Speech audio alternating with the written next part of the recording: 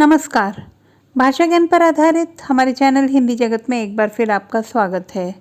हमारा आज का वीडियो कक्षा 9वीं की पाठ्य पुस्तक क्षितिज भाग 1 के काव्यखंड में संकलित प्रसिद्ध संत कवयित्री ललदेव जी द्वारा रचित वाक पर आधारित है।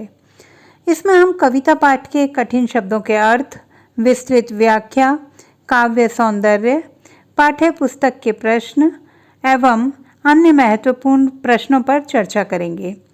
प्रारंभ करते हैं कवि परिचय से। कश्मीरी भाषा की प्रसिद्ध संत कवयित्री ललदेव जी आधुनिक कश्मीरी भाषा का महत्वपूर्ण स्तंभ मानी जाती हैं। इनका जन्म सन 1320 में कश्मीर के पामपोर के सिमपुरा ग्राम में हुआ था।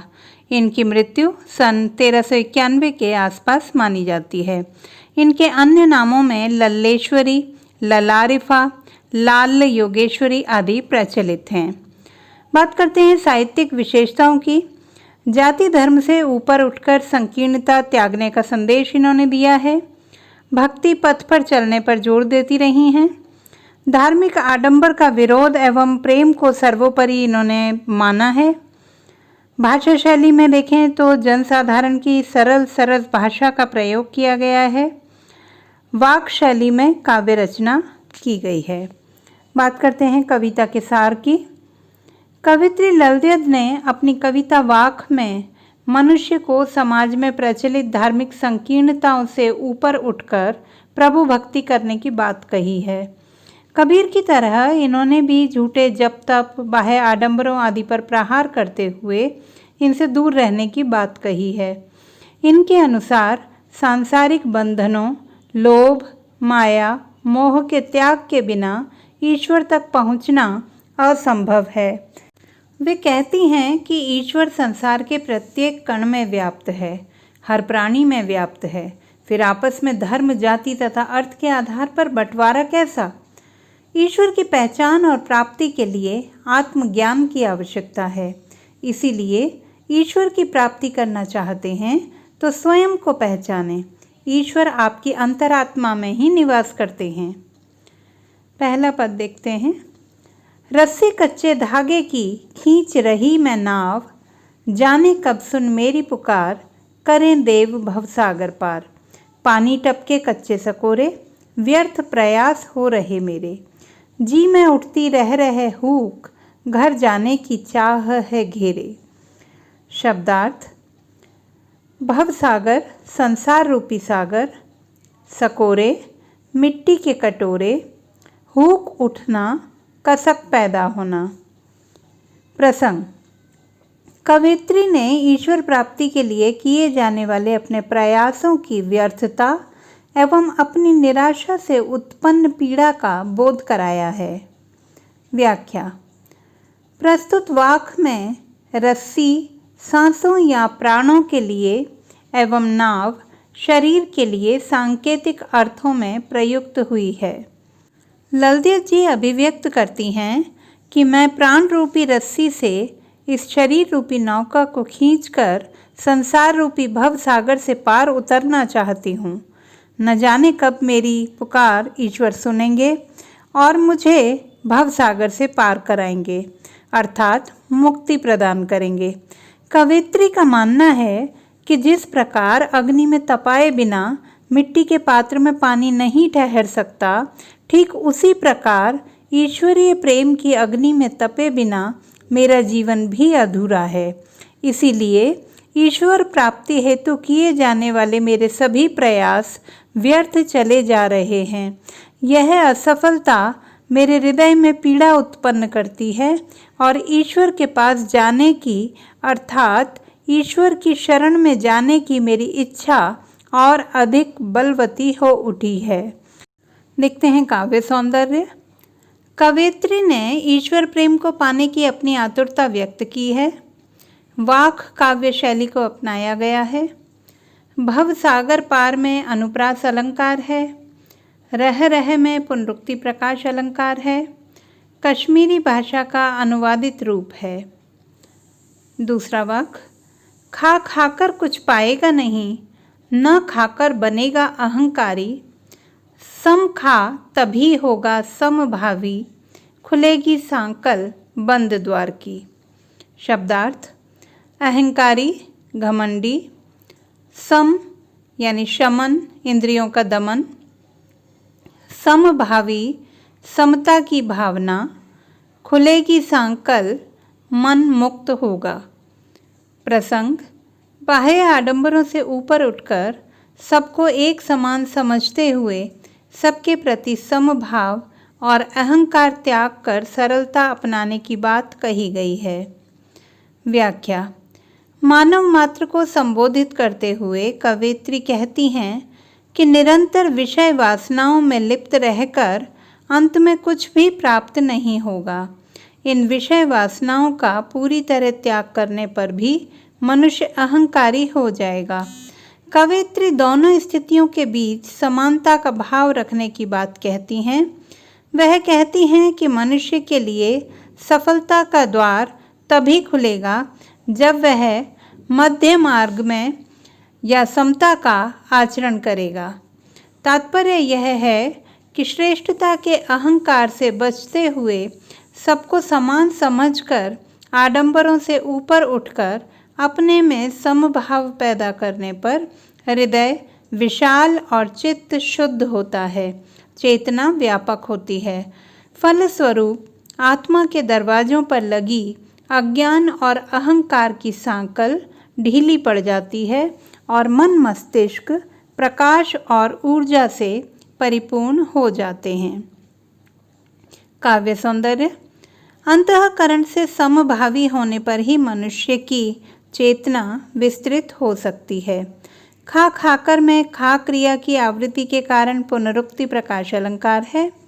वाक काव्य शैली का प्रयोग है, भाषा में लाक्षणिकता है। तीसरा वाक्य देखते हैं।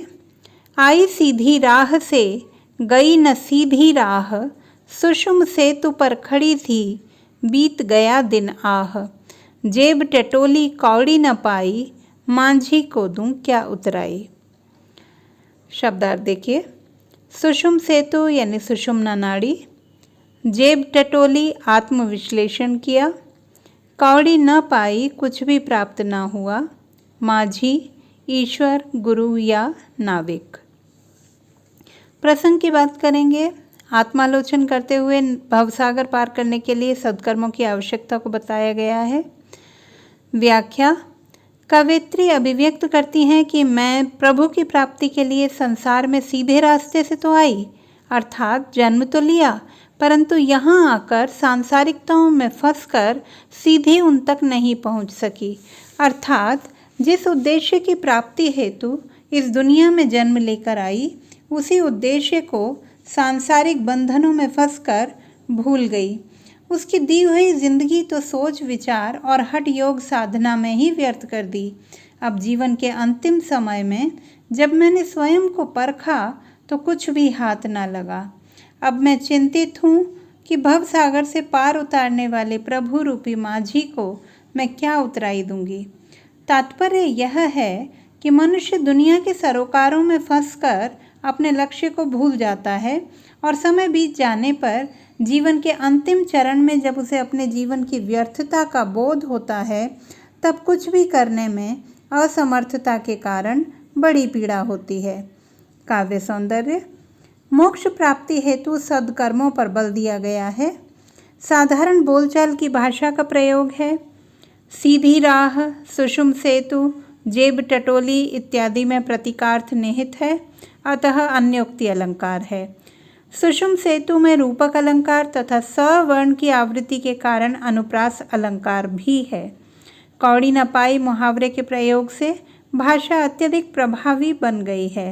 प्रतीकात्मक शब्दावली का प्रयोग है। चौथा वाक्य देखिए। थल थल में बसता है शिव ही, भेद न कर क्या हिंदू मुसलमान, ज्ञानी है तो स्वयं को जान, वही है साहिब से पहचान। शब्दार्थ: थल थल सर्वत्र, शिव ईश्वर कल्याणकारक, साहिब सर्वोच्च स्वामी ईश्वर। प्रसंग: ईश्वर की सर्वव्यापकता और मनुष्य के भीतर ही परमात्मा को देखने की बात कही गई है। व्याख्या। कवित्री के अनुसार प्रत्येक स्थान पर निवास करने वाला शिव तत्व अर्थात कल्याणकारी परमात्मा एक है, इसलिए उसी की बनाई सृष्टि में हिंदू और मुसलमान का भेद कैसा? वस्तुतः हिंदू और मुसलमान दोनों एक हैं, उनकी मनुष्यता एक है। हे मानव, यदि तेरे अंदर ज्ञान है तो तू सबसे पहले खुद को जान ले, और जिस दिन तू खुद को समझ लेगा उसी दिन तू उस परम पिता की पहचान भी कर लेगा, उसका परिचित बन जाएगा। काव्य सौंदर्य। ईश्वर को सर्वव्यापी बताया गया है। हिंदू और मुसलमानों को समभाव रखने के लिए प्रेरित किया गया है। थल थल में पुनरुक्ति प्रकाश अलंकार है। आत्मविश्लेषण पर बल दिया गया है। अब बात करते हैं पाठ्य पुस्तक के प्रश्नोत्तरों की। प्रश्न 1, रस्सी कच्चे धागे की खींच रही मैं नाव, पंक्ति में रस्सी किसके लिए प्रयुक्त हुआ है और वह कैसी है?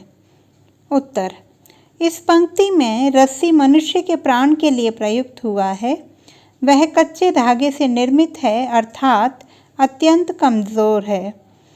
प्रश्न 2, कवित्री द्वारा मुक्ति के लिए किए जाने वाले प्रयास व्यर्थ क्यों हो रहे हैं? कवित्री को लगता है कि केवल भक्ति के सहारे मुक्ति की चाह रखना कच्चे धागे से नाव खींचना जैसा है। वह स्वयं को संसार के बंधनों जैसे लोभ, मोह, माया इत्यादि से मुक्त भी नहीं कर पाई हैं। इसीलिए उनके द्वारा मुक्ति के लिए किए गए सभी प्रयास विफल हो रहे हैं। प्रश्न 3, कवित्री का घर जाने की चाह से क्या तात्पर्य है? उत्तर, घर जाने की चाह से कवित्री का तात्पर्य इस संसार से मुक्ति पाकर प्रभु के पास जाने से है। वह प्रभु के घर को ही अपना वास्तविक घर मानती हैं और वहां जाना चाहती हैं। प्रश्न 4, जेब टटोली कौड़ी न पाई, पंक्ति का भाव स्पष्ट कीजिए। उत्तर, कवित्री ललद्युत के अनुसार उन्होंने अपना संपूर्ण जीवन सांसारिक मोह माया के बंधनों में फंसकर बिता दिया। अब जीवन के अंतिम पड़ाव में अपने कर्मों का लेखा जोखा करने पर वह पाती हैं कि उन्होंने इस संसार रूपी भव सागर से पार उतरने हेतु कुछ भी सत्कर्म नहीं किए हैं। अतः वह चिंतित हैं कि भव सागर से पार उतारने वाले प्रभु रूपी माझी को क्या उतराई देंगी। प्रश्न 5, खा खा कर कुछ पाएगा नहीं, न खाकर बनेगा अहंकारी, पंक्ति का भाव स्पष्ट कीजिए। उत्तर, कवित्री के अनुसार विषय वासनाओं के भोग से आध्यात्मिक लाभ या ईश्वर की प्राप्ति नहीं हो सकती। इसी प्रकार इंद्रियों पर पूर्ण नियंत्रण करके भी हमारे भीतर अहंकार का भाव विकसित हो जाएगा। कवित्री मनुष्य को सांसारिक भोग तथा प्रभु भक्ति अर्थात त्याग के बीच का मार्ग अपनाने को प्रेरित करती हैं। प्रश्न 6, बंद द्वार की सांकल खोलने के लिए वाक की रचयिता ललद्युत ने क्या उपाय सुझाया है?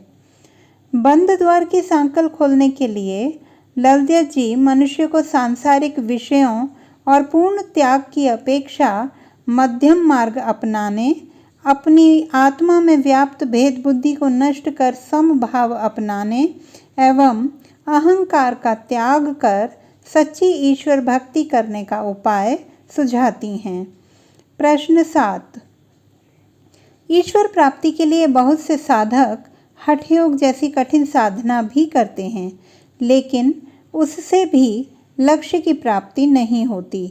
यह भाव वाक की किन पंक्तियों में व्यक्त हुआ है? उत्तर, आई सीधी राह से गई न सीधी राह, सुषुम सेतु पर खड़ी थी, बीत गया दिन आह। प्रश्न 8, ज्ञानी से कवित्री का क्या अभिप्राय है? उत्तर, ज्ञानी से कवित्री का अभिप्राय है हिंदू मुसलमान का भेदभाव न मानने वाला और स्वयं को पहचानने वाला साधक। कवित्री के अनुसार आत्मज्ञान होने पर ही व्यक्ति ज्ञानी कहलाता है। कुछ अन्य महत्वपूर्ण प्रश्नों पर नज़र डालते हैं। प्रश्न 1, हमारे संतों, भक्तों और महापुरुषों ने बार बार चेताया है कि मनुष्य में परस्पर किसी भी प्रकार का कोई भेदभाव नहीं होता, लेकिन आज भी हमारे समाज में भेदभाव दिखाई देता है। आपकी दृष्टि में इस कारण देश व समाज को क्या हानि हो रही है? उत्तर, समाज में भेदभाव के कारण अनेक हानियां हो रही हैं। जैसे समाज में एकता खंडित हो रही है। लोग हिंदू, मुसलमान, ब्राह्मण, सिख, बौद्ध, जैन जैसी अनेक पहचानों में बट गए हैं। वे भूल जाते हैं कि हम एक ही हैं, एक ही समाज और एक ही देश के नागरिक हैं। हमारी सहिष्णुता समाप्त हो गई है। हम अपने स्वार्थों के लिए मासूमों, निरपराधों की बर्बर हत्या कर रहे हैं। उग्रवाद पनप रहा है। सामाजिक भेदभाव के परिणाम स्वरूप आए दिन दंगे होते हैं, संपत्ति नष्ट की जाती है। उस नुकसान की पूर्ति करने में वो रुपये व्यय होते हैं जो देश की प्रगति में खर्च हो सकते थे। इस तरह देश का यथोचित विकास नहीं हो पा रहा है। आपसी भेदभाव मिटाने के लिए अपने सुझाव दीजिए। उत्तर, आपसी भेदभाव मिटाने हेतु सुझाव: शिक्षा का अधिक से अधिक प्रचार हो, सभी समुदायों, संप्रदायों, जातियों को समान रूप से अवसर प्रदान किए जाएं, आरक्षण की व्यवस्था समाप्त की जाए, घृणा और द्वेष फैलाने वालों को तुरंत कठोर दंड दिया जाए, वह लचीली कानूनी प्रक्रिया का लाभ उठाकर बच न निकलें। जिस गांव, शहर या राज्य में दंगे हों, वहीं के नागरिकों से उस दंगे में हुई हानि की पूर्ति कराई जाए। प्रश्न 2, जेब टटोली कौड़ी न पाई, मांझी को दूं क्या उतराई। काव्यांश में कवयित्री द्वारा प्रयुक्त शब्द मांझी और उतराई का प्रतीकार्थ स्पष्ट कीजिए। काव्यांश में प्रयुक्त शब्द मांझी और उतराई का प्रतीकार्थ है कवयित्री के आराध्य प्रभु और उसके सद्कर्म। उसके प्रभु उसे संसार रूपी भवसागर के पार ले जाते हैं, अतः वह मांझी है और पार ले जाने की कीमत कवयित्री अपने सद्कर्मों के रूप में चुकाना चाहती हैं। प्रश्न 3, कवयित्री ललद्यद ने ईश्वर का वास कहाँ बताया है? वाक् के आधार पर स्पष्ट कीजिए। उत्तर, कवयित्री ललद्यद ने ईश्वर को सर्वव्यापी बताते हुए उन्हें कण कण में विद्यमान बतलाया है। उनके अनुसार ईश्वर मंदिर, मस्जिद या धर्मालयों में नहीं, बल्कि प्राणी मात्र के हृदय में विद्यमान है। तो बच्चों, ये था पाठ वाक्। आशा करती हूँ आपने इसे अच्छी तरह समझा होगा। भाषा संबंधी किसी भी समस्या के समाधान हेतु बने रहिए सुनीता भटनागर हिंदी जगत के साथ। आपका दिन शुभ हो।